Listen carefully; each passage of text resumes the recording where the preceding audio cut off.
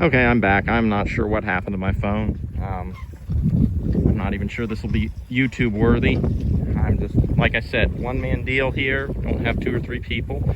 So trying to share a story and also do work at the same time. You got a lot of things going on. Can be a little difficult, but we're doing what I can. So I'm just doing a kind of a one-handed deal here. And then I'm snagged on something. There we go. Reeling it in. And the cows are probably going to realize the line's down shortly here. I'm almost to the end of it.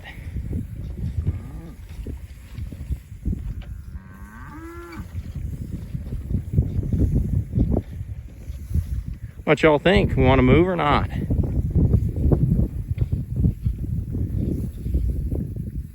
One brave soul will do the job.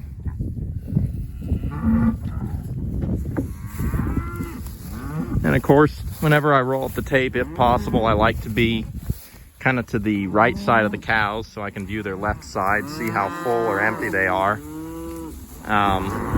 Okay, they figured it out.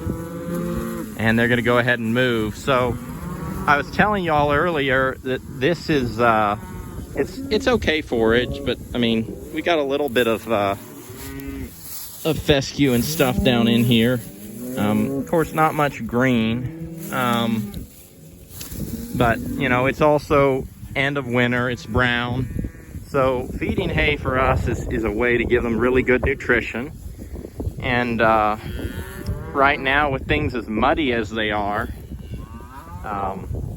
we're not going to come in with our hydro beds that for 3 months of the year with the frozen ground work great. It's just too soft. We'll rut up our pastures. So we make hay. We have tractors for making our hay, and so we have a 3-point hitch bale unrollers, and we come in here and unroll hay with them during March Mud Month. Anyway, so yesterday the tractors actually kept at another farm, and in an ideal world, you know, you'd have probably a tractor at every place or a bale unroller, but since I had to cover the distance with the tractor, I went ahead and fed them yesterday. That cow hasn't figured out where the gate is. Anyway, I fed them yesterday in that paddock over there. They've been there a few days, and then since I was here, I got 2 more bales, and so I went ahead and unrolled today's hay on this side, and I went up in there. You can see there's some broom sedge in that corner there. It doesn't get a lot of animal impact, so unrolled some hay there, and hopefully we'll get some animal impact there, get some manure on that broom sedge, and get things moving in a positive direction. And then while I was here at the farm, I also went over, and you might have seen at the beginning of the other video, there's another fence that is cutting. Oh, we'll cut through here. Excuse me, cows.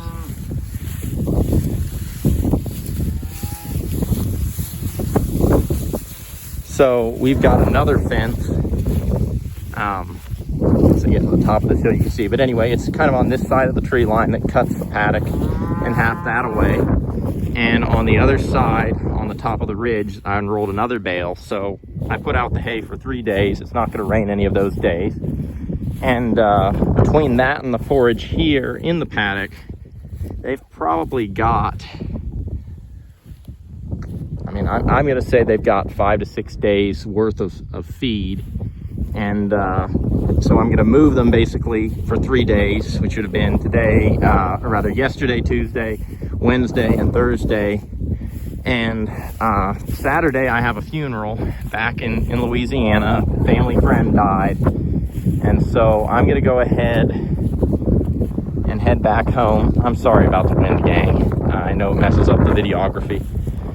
But anyway, so I'm going to have things set up so that Alan can probably check them once while I'm gone. And he might have to open a gate into the next paddock, which is kind of towards the truck that way.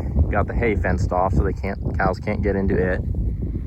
And anyway, we're going to do that, and it's just going to make things simpler and easier for Alan. Just have to check them, not have to set up a lot of fencing and such. He can open a gate. And yeah, pretty simple, straightforward.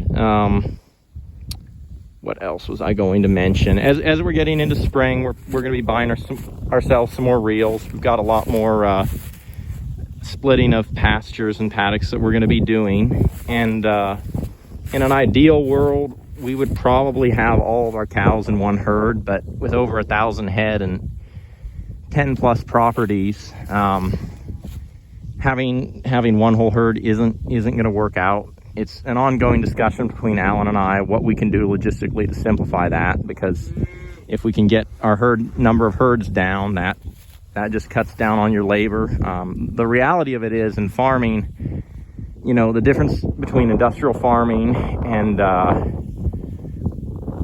regenerative farming, one of the big costs that makes it hard to make things work is the cost of being there.